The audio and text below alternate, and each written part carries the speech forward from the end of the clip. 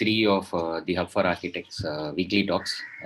So we've been doing clubhouse sessions for the last 6 months. I mean, we stopped it in December. So it's been a while since we interacted with the architects. So I thought we'll start continuing doing this at a lesser frequency. So we've started with interactions only on Sundays, morning 10 a.m. to 11 a.m. So you would have seen the post. So this is our third week.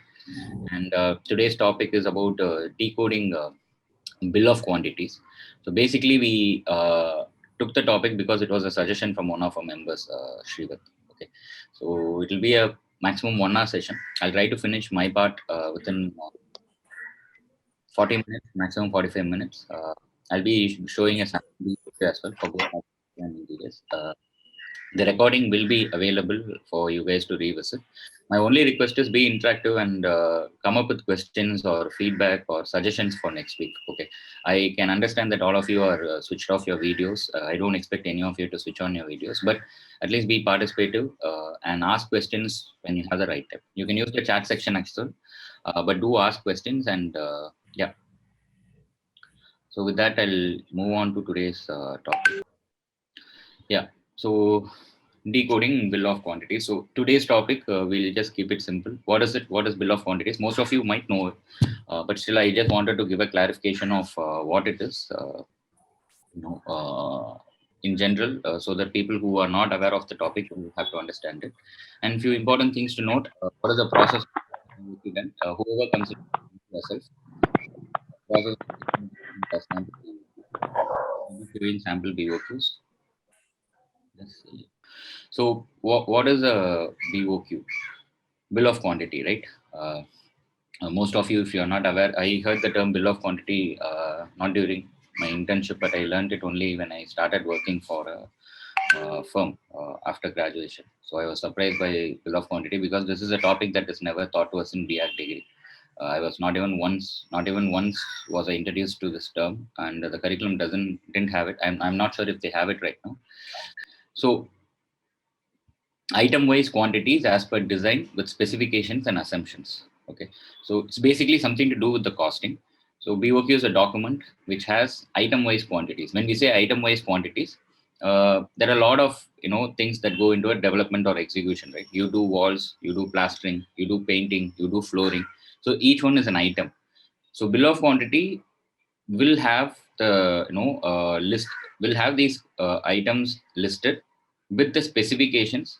What are the material finishes, what is the method they have to do, and any assumptions that people need to understand for execution, along with the quantities. Okay, now quantities are taken from the preliminary drawings. So we call it preliminary drawings because there's something called good for construction drawings, right, which are followed at site for execution. So you don't take bill of quantities with good for construction drawings. Good for construction drawings take time and they'll be accurate to the dot. But in general, in any project, small, medium, or large project, you will not have time to put together this tender pack. Okay, so at least preliminary drawings will be helpful. And when we say preliminary drawings, they are the architectural drawing, structural drawing, electrical drawing, plumbing drawing. So the more detailed the drawings are, it is easy. So whatever 3D views you did, whatever floor plans, the colorful ones you did, you have to make them into CAD versions from which you can take quantities. So this is the logic. And along with the drawings, the preliminary drawings, the schedules, material schedule, or whatever schedule we are talking about, plus this bill of quantity makes a tender pack. Now, a tender pack is a thing that you give to contractors where they can tell, okay, this is how much I'm going to charge for the execution of the project, whatever project, architecture, interior, landscaping, doesn't matter. So the drawings, the other schedules, or whatever you have detailed out in your design, plus the bill of quantity will make a tender pack. Okay, so bill of quantity will not have the rates or the costing.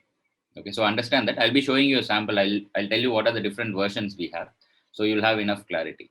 So the purpose of costing, right? So the main purpose of BOQ is for costing, but then why do we have to do a bill of quantity? Now, a bill of quantity, the first thing it helps us architects or designers is it helps us in giving an apple-to-apple comparison. Right? So generally in practice, especially the small and medium projects, which is highly unorganized, which is filled with players who do not have formal, education in terms of engineering or even civil engineering. So they come up with whatever is the local pack. So everybody has their own method of quoting, right? So let us say you do a project, a residence project, a 5,000 square foot residence. You are done with the design, and you give the design drawings, structural drawings, your architectural drawings, everything, the 3D views and everything, and you give a spec or something to the client. Now the client wants to approach a contractor. Now the contractors, they will follow their own version. So the general practices in the industry is they come up with the rate per square feet. So they'll say that I will do this. I'll use this cement bag. I'll use this steel bag. Steel. I'll use this kind of bricks. The foundation will be for whatever soil, whatever location they are talking about. The foundation is always 5 feet by 5 feet, at least in Chennai, according to the contractors. They don't care about what the say SBC is or N value is. They don't do soil test. They just don't bother, because that's how it is. They do not have formal education and in terms of civil engineering, and they come up with whatever is the common practice. They don't follow the engineering protocols as well. So contractor A will come up with a list, and he will say, I will charge 2,000 rupees a square foot. And now contractor B will come with another his own list of works, and then he'll say, I'll charge 2,200. Now immediately what we might think is the 2,500 guy is expensive and the 2,200 guy is not, is cost effective or cheaper. But the fact is the 2,200 guy will have a long list of exclusions. He will say, this is not covered in my costing, this is not covered. Especially, usual things they do eliminate are, the sumps, the overhead tanks, the safety grills, when it comes to a residence. So usually contractors, they say these are all additional. Now the contractor's mindset is to get an entry into the project. So the day they go and tell the client, I'm going to charge you 3,000 rupees a square foot, no client is going to even talk to them the second time. That's how it is. That's people's perception, right? So they always tell the rate per square feet, which is very less, and they have a list of exclusion. But the problem lies in comparing these two contractors or three contractors. One guy will be 2,800, but his rate might be all inclusive. Like he would have included everything that needs to go into the execution of that project. Whereas the 2,200 guy might not have. Like if you add all the additional items or the left out items or the excluded items by that contractor, whoever told 2,200, it might even go cross 3,000. But we can't quantify it, right? The clients cannot quantify it, and hardly architects themselves don't understand this. Clients, they don't understand. So it's a big ifs and buts, and that ambiguity is what is the strength of unorganized players. And you as an architect, us as architects and designers, if you want to organize it, the only way to do is to have a control of the project, is to have a proper bill of quantity. Now this applies to any project, not just dark civil or interior. Okay. So as I told, the rate per square feet with list of specs, okay, it has a lot of ambiguity and lack of clarity. I'll quickly show a sample of this rate per square feet kind of thing, because I also do this. I also follow it for design and build projects, but we have a different logic to do.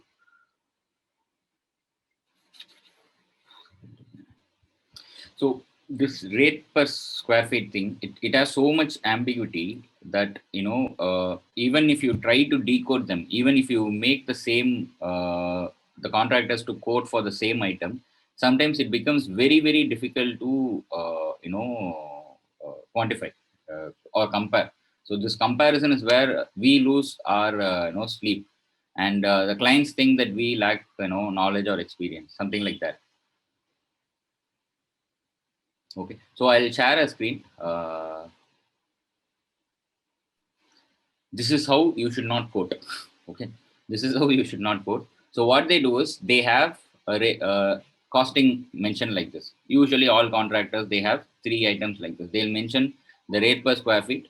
Let's say this particular document has 2,500 rupees a square foot, 2,970 and 3,400. Now for cement, they'll mention the rates. The steel, they'll mention the brands and rates. Bricks, they'll mention the brands and rates. So civil work, what all they do. If you look at the footing size, 4 feet by 4 feet, mat with 10 rods both ways. That's it. There's no soil test done. There's no proper structural design of the foundation done. There's nothing. So they quote it. Now, what will happen is when we design, architects design, you have a structural consultant, and obviously the foundation will be much more than it. In Chennai, I've seen it's never 4 foot by 4 foot. It's minimum 2 meters here, so 2 meters depth, even if it's a footing. So this document is void. This 2,500 is bound to change, and how much will it change? We'll never know. So this is how a rate per square feet estimate or a costing will work. Okay, so this is not how you quote this is not how you arrive at the costing of the project. So understand this thing. Now this is a document that we prepared for a client for a design and build project where we are appointing contractors on behalf of the client. Okay, these are not our rates. These are rates from 3 different contractors. Okay, but this is the general logic, and towards the end they'll have all of this. Uh, the additional items, this and that, and everything. And I've tried this method, and it's highly impossible to have an apple to apple comparison, for which that is what we need. So the other drawback of this method is the costing always overshoots than the initial estimate in this project. Now, in general, people always complain that the civil construction cost, they always get increased, and architects are blamed for it. Okay, the reason why the estimate shoot is, the final costing shoots is on day one when they estimated for the project, they are not estimating it for all the items. They go by whatever the contractors say, and many important things are left out. And eventually, those items, based on my experience, they are somewhere between 15 to 25%.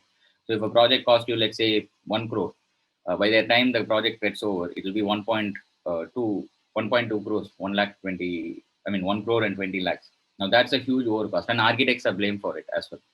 Okay, this happens when you don't follow the BOQ. Okay, and it can never be compared. The rate per square feet, it can never be compared because there are so many items in a project that it's a draining exercise. So for that, these things are important. Okay, the bill of quantity. We are just talking about the bill of quantity and its importance. And it's a litmus test for contractor. I don't know how many of you understand the term litmus test. So in school chemistry, so you test your salt, right? You find out what kind of salt you are using. So there's a preliminary test, there's a secondary test, and finally there's a litmus test. So that's the ultimate test to determine, okay, this is, let us say, calcium chloride. This is sodium silicate or whatever. So each salt has a litmus test. Okay, it can, all the other tests can fail, but this test should not be failed. Okay, like that, uh, BOQ is a litmus test for the contractor. Okay, when you ask a contractor to quote, 90% in my experience, contractors, they are not comfortable with bill of quantity. Okay, good contractors won't have a problem. They'll understand this. They'll understand that the tender pack has a bill of quantity, drawings are there, specs are there, and they will quote. But most of them, as I always say, most of them do not have formal engineering education who are into contracting, and they will not be comfortable with this. And if someone is not comfortable with the BOQ, probably they are not organized at work. They are just doing a lot of assumptions. They are randomly doing it, and when people do it randomly and with assumptions, you can't expect quality out of them. Not just the quality, the costing of the project will overshoot. They will not have this control over the schedule of the project because they can't understand a simple BOQ. They can't plan properly the execution of the project. So the schedule will go for a toss. They will never complete on time. And quality of work, if they can't understand the bill of quantity, if they can't understand the specifics mentioned in the bill of quantity, then there's no reason why we should trust the contractor in terms of completing the project on time. So whenever most of our clients, they say that I have a contractor in mind, the first two things that I'll always say is, if they have already worked with an architect, it's fine. The second rule I say is, the contractor should not be doing promotions. If a person is doing both promotion as well as contracting, now contracting is getting clients money and constructing for them. Promotion is investing in a land, completing the building, apartment or whatever villas, and then selling it off, right? So that's a high risk thing. Generally, the term builder, developer, contractor, guys, please keep yourself muted. They are ambiguous. The contractor is a person who gets money from the client and constructs. A promoter is a person who invests his own money, which is technically other client's money, takes a risk, constructs, and completes it. Now, if a client is choosing a contractor for their project, I always say never ever choose a person who's into promotion, because doing a project, be it a residence, be it your own commercial building or whatever, it needs utmost care. Okay, and people who promote buildings, they generally lack that. They are more worried about the rate per square feet. They are more worried about their investment. Okay. And more often than not, all these contractors come promoters, they rotate their funds. So they take money from 3-4 clients, advance. You have a huge amount of money in your bank, it's idle, and they don't need it on day one, right? So they need it in the 1 week, 2 week, 3 weeks. So these guys think they're smart and they invest this money, go give advance for a joint venture project or something, and they promote. So technically, I tell clients, your money, your contracting money, will be used for their investment, and as long as their returns are guaranteed, if the market is good and their returns are guaranteed, your project won't suffer. But whenever the real estate market is going through a bit of a problem, your project will suffer because your money is not with the contractor. He's not having money to buy the materials or pay the labor. He's already invested in some other project because he just wanted to do that. So never choose a contractor who does promotion. This is something that I tell my clients. The first one is, if they've already worked with an architect, it makes our job easier. They'll know what to expect in the project. The third thing is, they should be willing to quote for the bill of quantity and specifics we give. Generally, contractors, they tend to take things under their control. Right? They say, no, this specification is not needed. Develop a foundation. This deep foundation is not needed. They'll not have anything. They'll say like your architect is, increasing the cost for no sake. I have to strongly say we are following the engineering protocols. The designs, everything comes from a consultant. So this is how it has to be done. If you want a proper quality of work to be done, he has to follow it. He or she has to follow whatever we say. It should not be the other way around. Their job is to execute. Our job is to design and specify and oversee the construction. Okay. So this is what I tell my contractors. I mean my clients. And logic between civil work and interior work, both the logics are the same. Specifications, materials, schedules, etc. are distinct for both. So civil works will have more of stuff, your RCC, PCC, plastering, painting, flooring, all those things. Interior works will have your woodworks, your plywoods, your loose furnitures, your soft furnishings, all those items will be there. But the logics are the same. You item wise, you list down the items, give a specification, give a quantity, leave the rates empty so the clients can quote. And the major difference, what is a bill of quantity and quote? So bill of quantity is something that has the quantities alone. It doesn't have the rate. Okay. So the rate is something that the contractor has to fill. Okay. So if the rates are filled, so let us say for flooring, we are saying that you have to do a vitrified tile flooring of blah, blah, blah, all the specs and everything for the living room. And the living room area might be like, let's say 400 square foot. And that 400 square foot quantity should come from us, fine, the architects or designers. The specification, what kind of vitrified tile, what is the thickness, what kind of mortar you're going to lay, all those specifics should come from us. Now the contractor's role is, for doing this vitrified tile flooring, what is my rate per square feet? It can be 150, it can be 200, it can be 250. Okay, and you multiply that 400 into 200, you get the costing or the code for that particular flooring. Now, like this, you will have hundreds of items in a bill of quantity, right? So our job is to give the quantities and specs. Once the rates are filled in by the contractor, it becomes a quote. Okay. And there's some other term called estimate. Again, people generally don't understand the difference between these things. An estimate is neither a quote nor a BOQ. A quote is a quote where the contractor says, you give me this much money, I'll get this job done. A bill of quantity has only the quantities. It doesn't have the rate, so it doesn't have the final costing. Whereas an estimate is neither of them. It's an approximate number for getting projects executed. Like example, a bank estimate. Like it's an estimate. It is not accurate. Okay. And generally, we architects are asked to give bank estimates from the bank. So when we design a project, so sometimes for the loans, they ask us to give an estimate.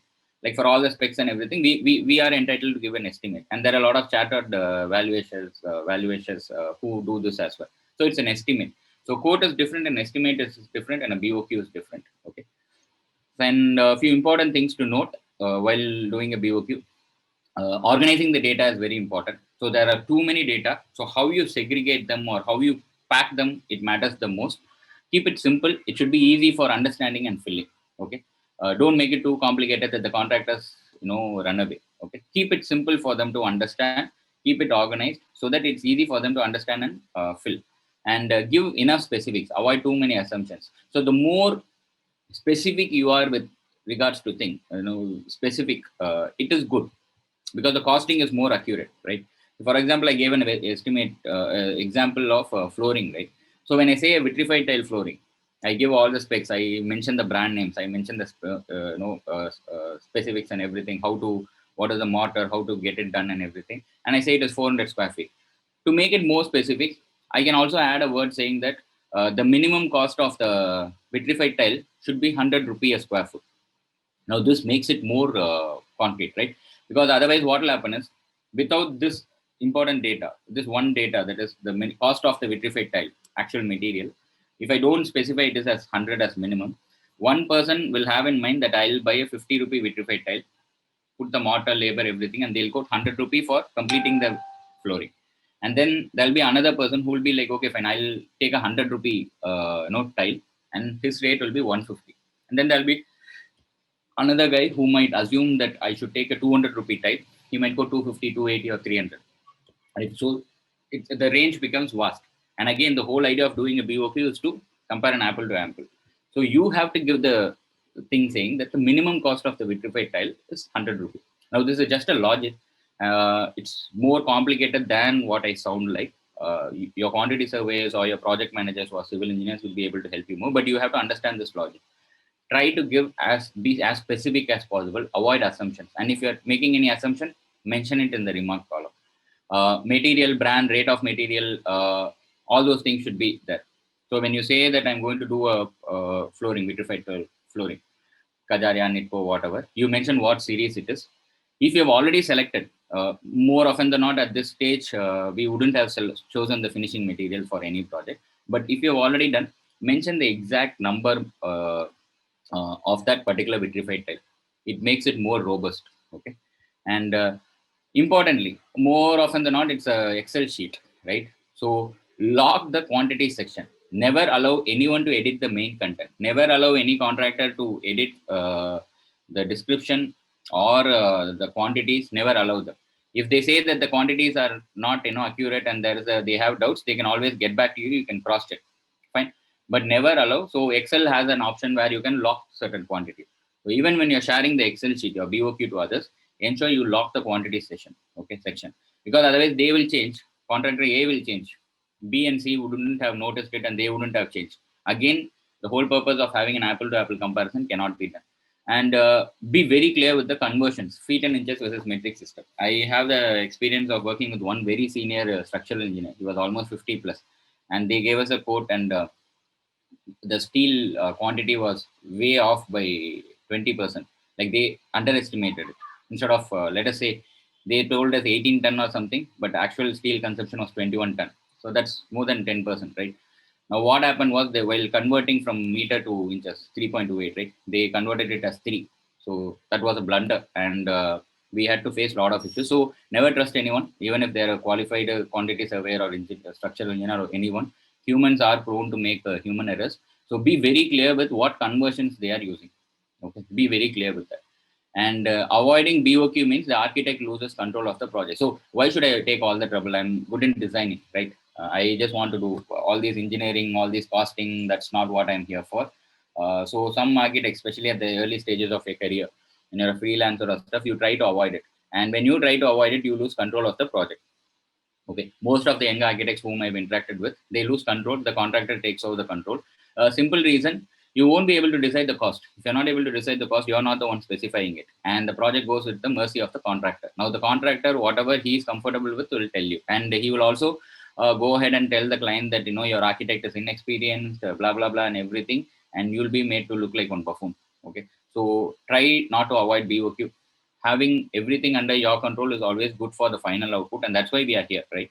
We are here to do good projects, build a portfolio, and in the long run, it is going to come back to you. Your finished projects are the ones we are here for. We are not here for the quick money that we make by doing 3D views and stuff. And this is a note to all the young architects, right? Fine. So what is the process of getting a BOQ done? Right. So I'll just say what I follow. Do the preliminary drawings with maximum detail. And when we say preliminary drawings, we are mentioning all the drawings: architecture, structure, MEP, landscaping, etc. The more detailed the preliminary drawing, the more accurate the BOQ will be. So you do your floor plans, you finalize your massing, the scheme. So your concept design is over or design development is over. And after that, what you do is you have to do all the drawings, your floor plan, sections, elevations, your staircase drawing, your joineries, all your fabrication details, all those small things. You detail out everything. You do drawings for them in AutoCAD. The same way, get a soil test done, ask a structural consultant to come up with the structural design and get the entire structural design done. Now, again, there's another practice where in small and medium projects, what they do is structural engineers don't give the entire set of drawing. They give it stage wise because they are afraid of the revisions. But if you don't have the foundation, if you don't know the beam depth, you can't quantify, then BOQ will not work. So you have to ask your structural engineer to give a complete set of preliminary drawings at day one. Okay. Most of them will not agree, but if they understand your intention, they will agree. Okay. So you get the complete set of structural drawings, right from your foundation layout, your foundation details, your columns, your beams, your slab details, all those things, lift pit, whatever. You get it from them. And then your HVAC, which is your air conditioning, your electrical, your plumbing, do the drawings for them. Don't assume that you can do it at the end, because these things matter a lot. They control the costing a lot. Landscaping or any other detail that might go into the house or the building or the office or whatever, try to do as much detailed preliminary drawings as possible. Okay, then you take the quantities. Now get a quantity survey to complete the BOQ. Okay. Why I'm saying get a quantity survey to complete the BOQ? Some people, they get BOQs done by the contractor themselves. Now the contractors, they already are doing things with assumptions. I've done the same mistake at the start of my career, but it's not accurate. Okay, it's not accurate, and you will not know how to cross check or verify the quantity. So always get a quantity surveyor. A quantity surveyor is a civil engineer or a structural engineer or anyone who has the experience of quantifying, okay, projects. They know how to take dimensions, they know how to convert stuff and give you quantities. Okay, always go with them. Larger companies, they have in-house quantity surveys, but for smaller practices or freelancers or small firms, you can't afford to have a quantity surveyor. There are a lot of quantity surveyors who do it as a consultants, right? They'll charge 2 rupee, 3 rupee, 4 rupee or 5 rupee a square foot. So if you're talking about a 5,000 square foot building, the maximum we are talking about is a 20,000 expense for getting the quantity surveyor, and this is very very important. So identify a right quantity surveyor. Bit of experience always helps. Don't go with rookies with who do not have experience. So do this. Okay, get a quantity surveyor to do the work to complete the BOQ. Architects, we generally can calculate the visible finishing elements of a project, but not structural. We lack expertise. So I've taken in my start of my career, I've done a complete BOQ. I've done even the structural works as well, quantities. I learned it. I used to work for a large engineering firm, the largest engineering firm in India. So I had the luxury of learning from the engineers over there. So I've taken for a complete project. I know how to take a BOQ. But in general, we are not equipped and we are not taught this. So we will take all the visible ones, right? Your flooring, your joineries, the painting areas, your handrail, length, all those things, your fall ceiling, anything that is visible, we'll take. But we can't take the ones that are hidden. Like you know, I don't think many architects will know how to quantify the concrete that goes into a footing. It's simple. It's length, breadth, and width, but still we don't know. We are not used to it, and we are not able to calculate the steel quantity that goes into your RCC works. Like we don't know, simply don't know, right? So structural engineers, civil engineers, they know it. Okay, so these things you can quantify. Sometimes you can cross check. Your structural consultant might be able to do structural quantities. Structural engineers, your structural consultant, all the structural works you can request them to give. So once you have the structural works done by them, all the visible works, if you have the capability and experience, you can do. And structural and architecture is combined together. It's almost 90% of the BOQ. MEP always get consultants to get the quantities. Now you can never do it. A civil engineer, structural engineer can never do it. Always get the electrical consultant or the plumbing consultant to come up with the quantities. Okay. So this is how you do it. Or a quantity surveyor might be able to do all of this for you. If you don't want to hire, then follow this. Ask your consultants to, along with the design, detailing, and specs, ask them to give the quantities. You have to pay them little extra, but that is fine. But this is the process of getting a BOQ done.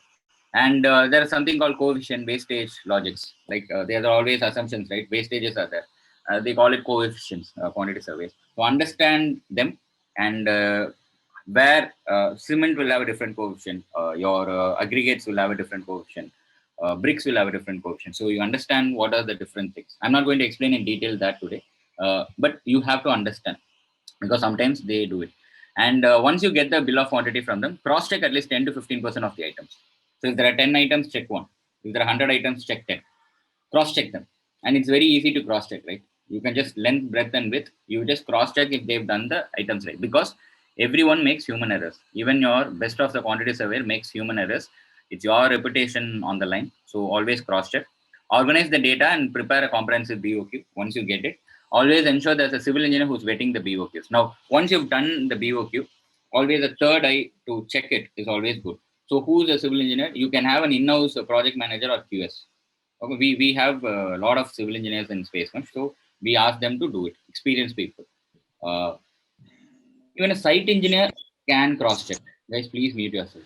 Even a site engineer can cross check.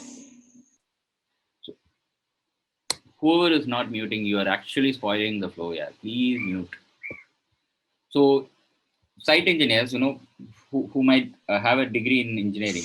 Uh, Site engineers with the degree, be in civil engineering or diploma in civil engineering, they will know to verify the quantities really well, because they are at site and they know the actual consumption. They know how to calculate stuff. So even if you're an architect and if you have a site engineer in your team, the final vetting, let the engineer do.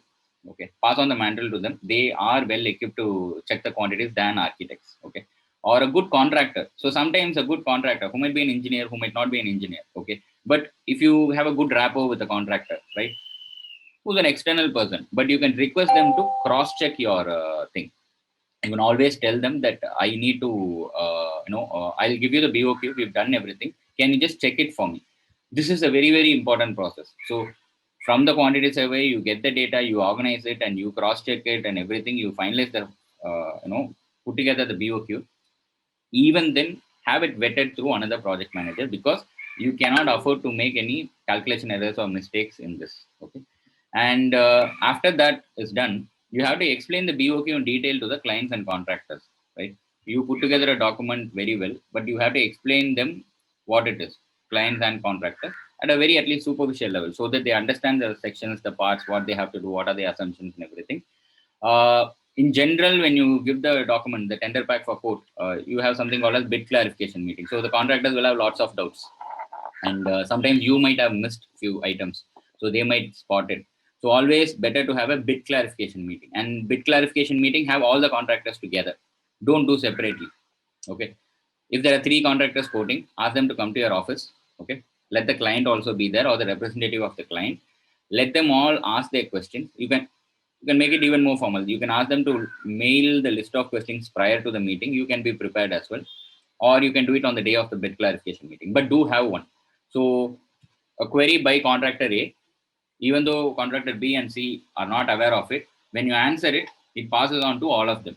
So understand that the whole idea is to have an apple to apple comparison, right? So it's easier.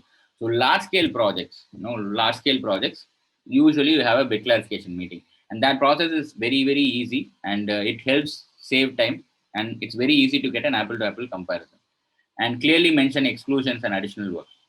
Okay, so the bill of quantity is for the civil works, right? So there are additional works as well. So this should be called out. So the contractors, the client should know that there's something additional, and always give an estimate for the additional works. Like for example, the civil contractor is not going to quote for the lift, elevator, right? The elevator company, whoever is manufacturing it, is going to pay. So what you do is you mention that the lift is out of this civil bill of quantity. Give an estimate. You say that's a G plus 3 stock, maybe 8 lakhs, 10 lakhs, 12 lakhs, or whatever. You give an estimate for it. The same you can do for all the other things. Like for example, landscaping plans. If it is not part of it, you can mention it as an estimate. So the reason why you have to do it is so client is aware on day one that this is not it. There's more expense that I have to do. So this is the process of getting a BOQ done. Now this applies for both architecture and interior, the process, the logics, and everything. Okay. So sample BOQs, I'll show you a sample BOQ, and this is not concrete. Like understand, each practice, each firm, each company, each architect, they have their own way of doing things. So whatever I'm showing you is basically stuff that I've generated from my experience, and all the civil engineers, project managers in my team with their input I've developed. I just want to show a sample because usually when we talk in these such sessions, people always say that it would have been better if you had showed a sample. So I'm trying to show a sample. Uh, so the first sample that I'm showing here is the actual calculation sheet that we use at Space Mesh. Okay. So how we do calculations. So this comes from the uh, what is it? The quantity survey, and we verify it.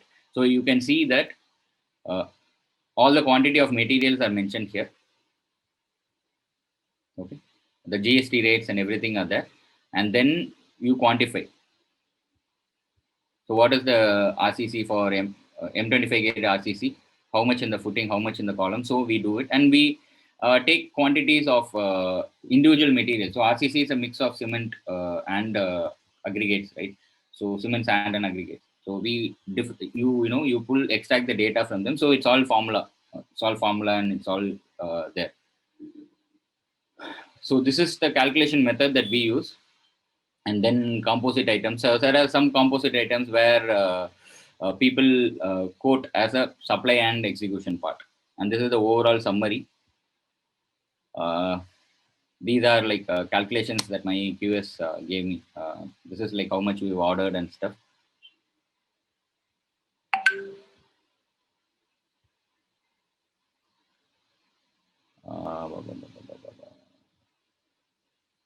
So this is the bill of material. So we arrive the bill of material first, and then we move on to the bill of quantity because labor rates are got separately.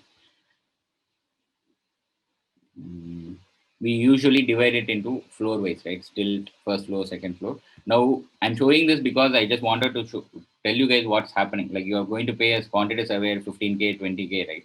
So you need to understand what happens in the background. So that's why I'm showing this. So, but you need not know all of this. Like to practice as an architect, you need not know all of this to be done. So the first one, I'll show you an empty BOQ. Why I'm saying empty is sometimes the rates are filled in, it becomes a quoting, right? So this is our first page. So what we do is, this is an abstract page, overall civil works, other works, composite works, some OHT, common wall. So these are all inside the BOQ. The Excel is linked, and you get the overall quantities here. This will be in the form of an Excel, not a PDF. Okay. So this is it. The main parts of a BOQ, you will have an item description with all the specifications and everything. The unit, whatever unit, and what the quantity is. Now this is the rate where the contractor has to fill. So I mentioned lock all of this. Log this item, log this item, log this item. The rate alone should be open. So the contractor should be able to enter the rate. This should be logged, this should be locked. So once they enter the rate, automatically the total comes here, and you will get subtotals. Everything is calculated, and then it comes here. So for example, civil works. What is part of civil works? You generally have your excavation, your filling, your anti-termite treatment, your PCC, your RCC works, uh, form work. What else is there? Reinforcement, the steel reinforcement. Everything is divided flow wise. Your plastering, and then yeah, so this is the grand total of civil work. So until here, whatever comes the total, it will be coming here. Okay, so this quantity should come from your quantity surveyor. That's it. The quantity surveyor will have their own, the Excel sheet that I showed you, they'll have their own calculation methods. You'll have, and when you get this, I'm asking you to verify at least 10% of the items from the quantity surveyor. Okay, so this is civil works, and then you divide it. See, we divide it based on other works for our own benefit. uh, So the other works, we have the UG sum, underground sum as part of other works. And then what else do we have? It's the same. Overhead tank, we have it as separate thing. Common wall, we have it as separate thing. Uh, and it's all ease of explaining to the contractor, getting the quotes. You can combine them, you can keep them separate. It's all up to you. So this is painting works, right? So other works will have painting. So painting, we provide, what are the finishes that we do, and what are the quantities for various walls, internal walls, external walls, your ceiling and everything. And plumbing and sanitary works. So we have certain logics listed here, right? EWC is this much, sink is this much. So as I told, giving a rate, giving a number, it always helps. It always helps to get an accurate BOQ.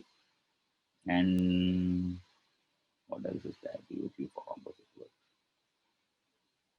So these fabrication works. So when we say composite works, there are items where we give it to vendors. For example, UPVC. So the UPVC company, they supply the UPVC windows and they install it, right? So it's a composite work. The lift, sometimes it's a composite work.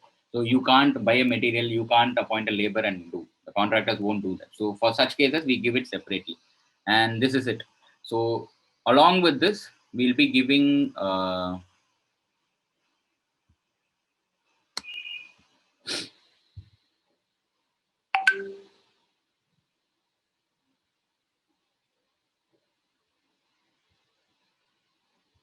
the 1 minute, guys. I just need to pull one more document off.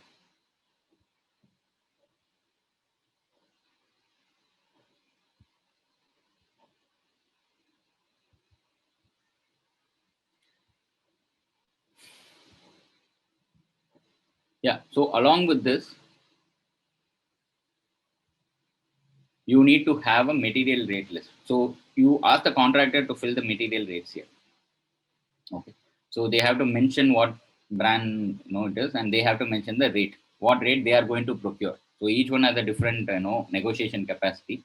The same cement bag, someone can get it at 400, someone can get it at 390, someone can get it at 420, and this is very, very important. So sometimes there's a method called recovery. Sometimes the client supply few items and they deduct it from the contractor's bill. So for that, you need to mention all of this, and you need to get this data from the contractors. So this is for a civil this thing.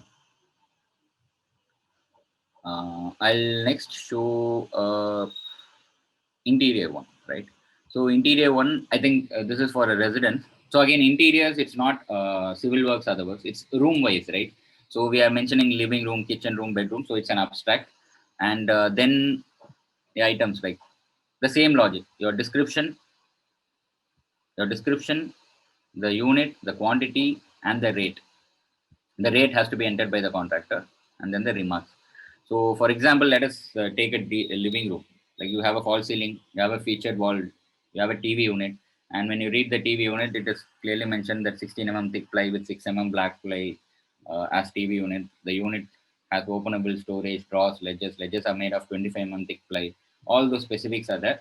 Apart from this, you will also have the drawing. You will also have the drawing. You will also have the 3D view and everything. So here also you combine them room wise. So it's easy for cross checking and comparison. And yeah, so then you give the brand and make of all the items, interior finishes. So these things command, right? Command the cost of the project. So you have to mention this. And apart from this, these are additional items. So even in the civil works, as I told, always give the additional work. So in this thing, you give them approximate estimate. Like you have to say that they have to buy this, buy this, buy this, buy this, buy this extra.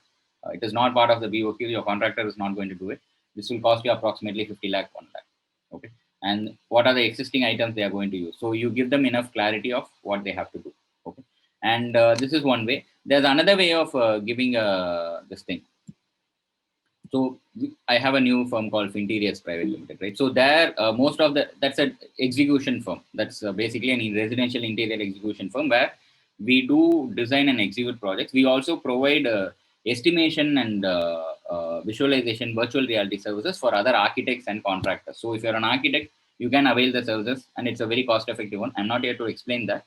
But it will be useful for any architect who wants to execute interior projects. So your own interior project, instead of you giving it to a contractor, if you hire us for that project, we'll give you all the information necessary. The drawings, the 2D drawings, the estimation, the schedule of works. There's something for factory finishes. You need something called a production list and hardware list and the cut list. We'll give you that. And it will be a exploded isometric view with the panel labeled, everything. All you need to do is appoint a carpenter at site.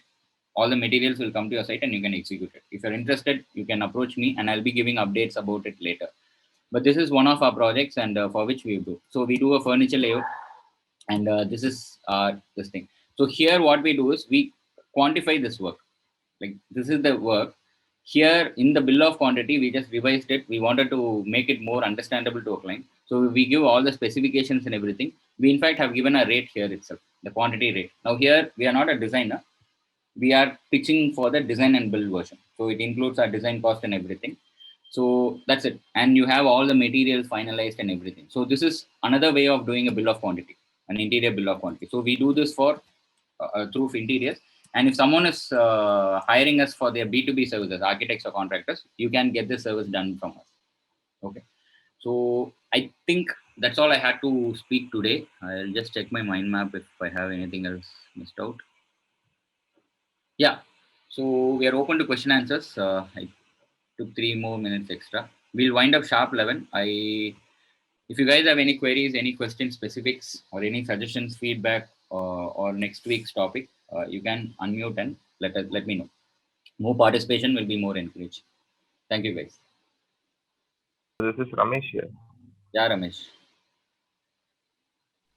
Yes, sir. And one doubt I have, you told here about this coefficients, this wastages and all, right? So, how do we calculate? I mean, it differs from project to project, or like what the percentage of coefficient we So need to coefficient, add, because that will it again, does not depend like on who will project do to that? project.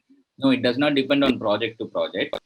See, basically, what happens is your drawings. Let me take the example of vitrified tile. It's easier to understand. Right? So vitrified tile, let us say you're doing a 10 by 10 room, a bedroom. So it's 100 square feet, right? Now the tiles, they come in boxes. Yeah. Okay? They come in boxes. So let us say, for the sake of discussion, each tile is 1 feet by 1 feet. You don't get 1 feet by 1 feet predominantly in the market. It's always 2 by 2 or 4 by 2 or something. But just for the sake of discussion, 1 feet by 1 feet. Now, how many tiles do you need? 100 square feet. 100 times. 100 tiles you need. But Yeah. in practicality, there'll be breakages, right? While shipping of the Yeah. Yeah. material, or while laying, some cracks might come. Some, Yeah. Yeah. construction site has a lot of, Yeah. Yeah. so there might be breakage. So now, to be on the safer side, because if you are ordering material, you can't order material in batches. Like next time you go and order the same vitrified tile, it might be from a different match, and there might be slight color variations or finish variations. So you have to order it as 105 square feet or 110 square feet, or whatever lot size those tiles come in boxes, number of tiles.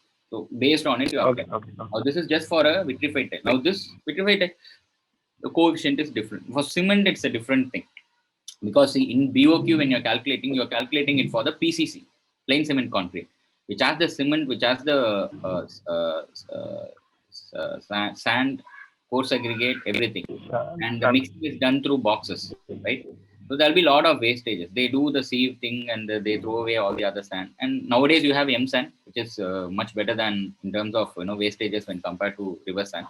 But yeah, so there'll be wastages and consumption of cement, like how much they have to consume. So in engineering practice, you have to do reconciliation. uh, so engineers will know this.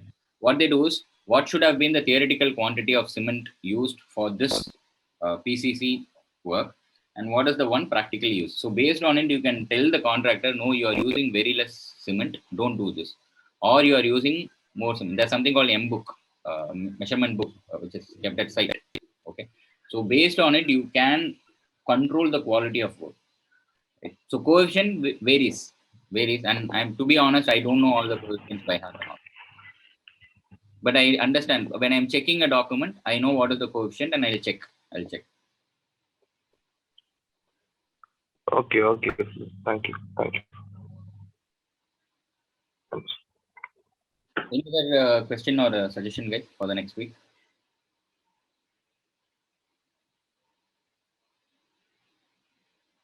Fine. If there's no other question, then we'll wind up. We'll come up with another topic next week. Thank you. And be participative. Use the Dehub portal as much as possible. Nowadays, the number of posts or the interactions have gone down. So it's my humble request. It's our community. So we as users have to use it. So use it regularly for your own professional and social networking, and ask doubts, ask clarifications.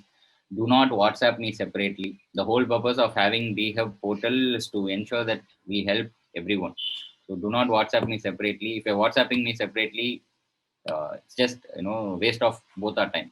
Okay, you ask it in the Dehub Portal, I'll be more than happy, because not only you, all the other 300 plus people part of it will be able to benefit out of it. Okay, thank you guys. See you next week.